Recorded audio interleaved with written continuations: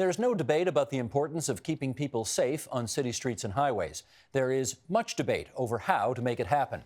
One strategy that's shown promise elsewhere, though perhaps not yet in Toronto, where it was implemented last year, is called Vision Zero. It's coming to Mississauga and possibly also Hamilton and Kingston in the near future.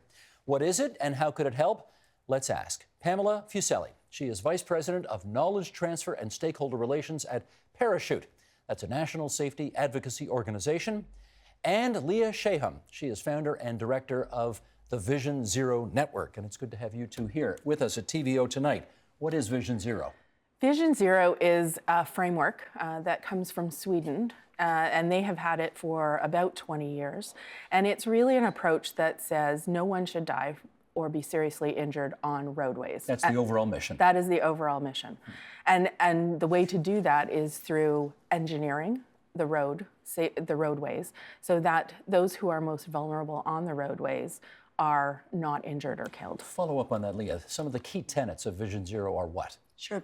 Vision Zero acknowledges that people are going to make mistakes. No matter how well we try to train folks, there's always going to be sometimes that we make mistakes. So we need to call on our system designers, that's roadway planners, and our policymakers to set up a system that's a roadway environment and policies that ensure that those mistakes, those crashes, don't result in death or severe injury, which we're seeing so much in Toronto right now. I have heard it described as a public health approach. What does that mean? That's right.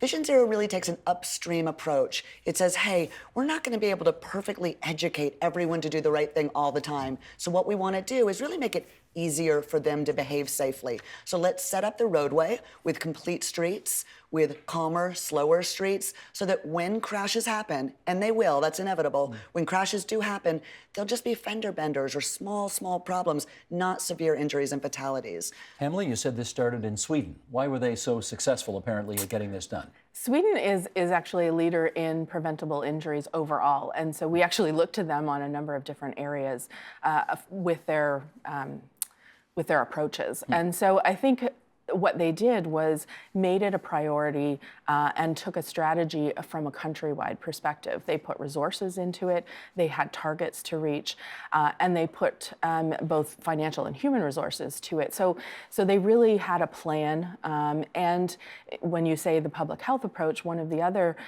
things that Vision Zero uses is that use of data and defining the problem. Where are the actual issues? What's the evidence to mitigate those issues, and then how do we implement those and measure them to make sure that we're making a difference? Now, you're out of San Francisco, aren't you? That's right. What's going on in San Francisco on this? Yeah. San Francisco was the second U.S. city to commit to Vision Zero after New York.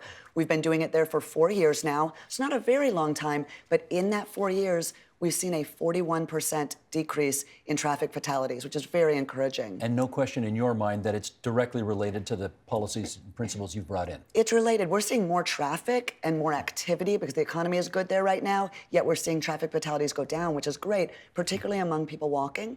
Now, in Canada, I gather Edmonton was sort of first off the mark with this? Is that right? They were. And what's happening there? They are seeing very similar results to what Leah was saying.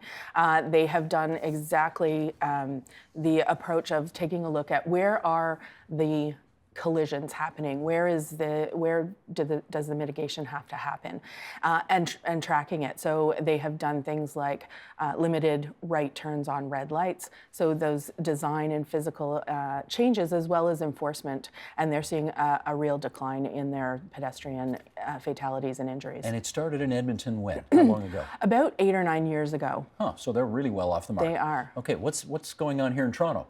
Well, as you said, they introduced it last year. They have had a real increase in the number of people working at the city in the transportation area focused on Vision Zero. They have about 50 plus countermeasures that they are looking to put into place in Toronto. And so they are doing things like limiting right turns on red. They're looking at safe school zones. They're looking at enforcement of speed limits and how do they create pedestrian and cycling friendly access points across the city. Whatever it is, Leah, it doesn't appear to be working yet. Now, admittedly, early days. It is. But we're having a horrendous time right now, particularly with pedestrian deaths in the capital city of the province of Ontario. You got any more advice for us on perhaps getting it up to DEFCON 1 here so that we really get some progress? Vision Zero approach certainly isn't immediate, right? It's so much more than a tagline or even just a program. It's going to be, if it's going to be successful, it's going to need to be a real transformative and deep shift. And really what that means is making different priorities. As Pamela said, a great example is prioritizing safety over speed. And I'll give an example of that. We're thinking about a project here on Yonge Street in Toronto that I know is very controversial. It's getting a lot of attention. There's very clear safety data going up against speed data or convenience data, even though the changes that would improve safety would only delay drivers a minute or two. As I understand, that project's getting a lot of pushback. So that's a real Vision Zero decision. Do we prioritize safety over speed or perceived convenience? I would hope a Vision Zero community like Toronto would do that. Well, I mean, you've really put your finger on an important issue here because, and I don't know if it's this way in New York or in San Francisco, but we are, in some respects in Toronto, two cities in one. You know, there is an intensified, denser inner core, and then there are outer suburbs where car is king. And what do you do when those two cultures clash? Yeah. I think it is very common, and I think we are feeling that tension in a lot of communities, especially as more people are moving to cities and more jobs are in cities, right? That's great. Yet we still have thriving suburbs as well, hopefully. It is going to mean some trade-offs, and it does come down to a choice of safety over speed. It's that simple. We're not going to be able to cut corners and save lives. Do you suggest then that we have to lower the speed limit from 50 kilometers an hour to something else on our city streets? We certainly know that that is effective in reducing the serious injuries and deaths for pedestrians. But I think the data has to drive it. We have to really target those areas where we're seeing issues and serious fatalities, and take the measures in those areas. There's, something like 800 schools in the city of Toronto, all of which should have safe school zones around them, but we can only do so many per year, and anything that can accelerate that and put safety first, it should be supported. And I think those are some of the decisions and the hard decisions, and a bit of a culture shift, and that takes time. I get you, Pamela, but and my hunch is that in a school zone, people are going to be content with a 30 kilometer per hour speed limit, something like that, dramatically lower so that kids don't get killed. My God, we don't want that. But in the inner suburbs, in Etobicoke, in Scarborough, and North York, there are some stretches there which are like the 401. You literally could do 90 to 100 kilometers an hour on those streets if you wanted to, and people might still be flying by you. You're not going to get people doing 50 on those streets, right? Well, there are some approaches that you can take to make sure that does happen. Like what? Well, certainly enforcement is one. Having some of the feedback signs. So if you've seen those speed signs, as you approach them, they tell you what your speed is. Does that work? That does. Nothing is a magic solution, one solution. So you need a combination of these things. Certainly for a group of drivers, that kind of feedback does make them think, oh, the posted speed limit is this and I'm doing 20 over. Sometimes they don't realize how fast they're going. And so that feedback does work. Enforcement, redesigning the streets so that it actually designs that speed limit into the street. So those are some examples of some of the interventions. I get design, Leah, but tell me the American experience. When you post signs saying here's what the speed limit and you've got that flashing thing saying you're 20 over, does that actually get people to slow down? I think Pamela hit on it. It can't be just one piece of the puzzle. We need to be thinking at the most fundamental level about designing or redesigning the streets for the speeds we want. Way too often we're confusing people. Let's be honest. Our roadway designers are building for a different era when there were fewer cars going faster with fewer problems. We are in a day where we have more people. We need to get around. We want mobility, of course. We want a thriving economy, but we don't want it at the sake of safety. So we need to redesign these streets with proven countermeasures that show we can slow people down. Using automated speed enforcement is another great way. Controversial, I know, but it's proven effective in places around the world. What, is this like photo radar? Is that what you're talking That's about? That's right. We had that once. We had that 25 years ago and got rid of it. Right. You think we should bring it back? There are certainly experiences where they've not been rolled out well, I know, around the country and the world, but right today, there's technology that's proven very effective and can be fair and equitable, and we think that is a key part of it. Again, if the roadways are designed for the appropriate speed, you don't want to go out and try and enforce something that the roadway is telling you something different, right? So we really call on our planners, our system designers, our policymakers to build safe, complete streets, or to redesign them if they're built badly. Now, everybody's sort of stereotypical image of New York City is bumper to bumper, and you can't speed there anyway. Does that happen in New York? You know, New York City is the first Vision Zero community in the U.S., and they've seen a 28% decrease in traffic fatalities in 4 years. Really impressive. And really, especially when you look out in less of the dense areas, your Queens, your Brooklyn of New York, it's not so dissimilar than other North American cities. And that's where they've been really redesigning streets, making sure that there's enough crossing time for pedestrians, good bicycle space, and that drivers are safe too when they hit each other. It's really about the speed. Again, crashes are going to happen. We're not overly idealistic. We know we're not going to get to zero crashes. But when those crashes happen, how do we help them or keep them from being fatal or severe? How would you characterize the commitment of Toronto City Council to this issue so far? I think it's a great first step.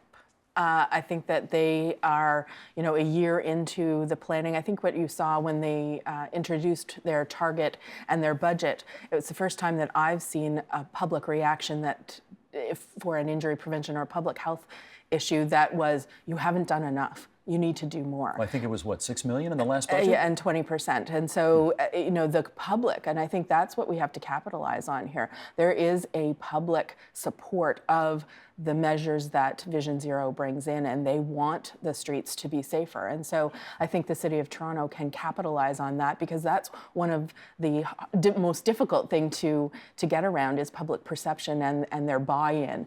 And I think we have that here for a large percentage of the community, and so we need to capitalize on that. So I think it's a good first step. I think we need to go further. Were you in Ontario during the 1990s? Yes. You were. So yes. You remember when Bob Rae's government brought in photo radar? Yes. And everybody inferred from, well, not everybody, but so many people inferred that it was just a tax grab by another name, which is why it didn't have public support, and the ensuing government got rid of it. Do you think we could bring that back and politically it would sell? I think there's a way to do it, and as Leah said, there are some examples where that has been brought in and has been successful. Taking the fines collected from photo radar and putting them back into the infrastructure and road safety programs is the way that some communities are using that successfully. So I think we have to look at those examples and see how they can be implemented in Ontario. It always comes back to, almost everything always comes back to money. And I know in the capital city here right now, we spend $1 billion a year on policing. And to the best of, my radar is telling me people don't want to spend a heck of a lot more than that. So when you want to talk enhanced enforcement, how are you going to do that if you don't put more cops and cars on the streets and at intersections and that kind of thing? Right. We know no community has endless resources. They're never going to have enough money to have enough officers where they need to be. And I think that's how we can use technology, or why we should use technology, to really supplement that on-the-ground enforcement. And frankly, it keeps the officers safer. We don't want to be putting them in harm's way out on the roads if we can avoid it. So a smart camera program, and it's got to be smart, a smart camera program where the funding goes back into traffic safety. And really, it's an education tool more than anything. Hopefully, will change behavior and improve safety. How much public acceptance has there been of this in San Francisco? Yeah, it's growing. It's growing. For us, the state of California does not allow us to use auto enforcement, speed enforcement, I should say, but the city of San Francisco, along with the city of San Jose, has been working for 2 years to change that law. So we have our mayor on board, our city council, our police chiefs, they all get it. There's dramatic support for safety because it relates to everyone. Every public official, every media person, everyone out there has a daughter, a son, a brother, a mother who they want to be safe on their commute. And that's really how we're trying to promote this. It's about safety for everyone. It's not a special interest by any means. What prompted the interest in this in the first place? Because I know here, we've got I don't want to call it an epidemic, but it's ridiculous. We're in double digits and we're only, not even 3 months into the year yet. What prompted it in California? Very similar for us in San Francisco, and the same for New York, and now 30 other communities across the U.S. In most of those cases, it was a very dramatic and high-profile death, often of a child or a senior citizen, something that really captured the public's attention and said, this has got to stop. Enough is enough. And people are really realizing these collisions and crashes, I will not call them accidents, these crashes are preventable. And just like we, in the U.S. in particular, we prioritize, or we try to prioritize emphasize things like how do we stop gun deaths? How do we stop the opioid crisis? People see these as a health crisis. How do we think about traffic safety as a health priority? As you look down the road here in the province of Ontario, how many cities can you imagine this philosophy tracking in, I don't know, 5 years down the road? I would hope the majority of them. It is something that we don't want people to just accept as a banner and talk about Vision Zero and not actually implement the principles. So I would say quality over quantity, but I would be, there would be no reason why every city in Ontario shouldn't have this. And there is applicability outside of city frameworks. So rural environment in Ontario anyway, the majority of deaths on roadways are actually happening in what's considered a rural environment. And there are Vision Zero steps and a framework that apply to those environments as well, and we need to look at that. Terrific. Leah, Pamela, thanks so much for coming into TVO tonight and sharing the Vision Zero view. You're welcome. Many thanks. The Agenda with Steve Paikin is brought to you by the Chartered Professional Accountants of Ontario, helping businesses stay on the right side of change with strategic thinking, insightful decisions, and business leadership. Are you on the right side of change? Ask an Ontario CPA.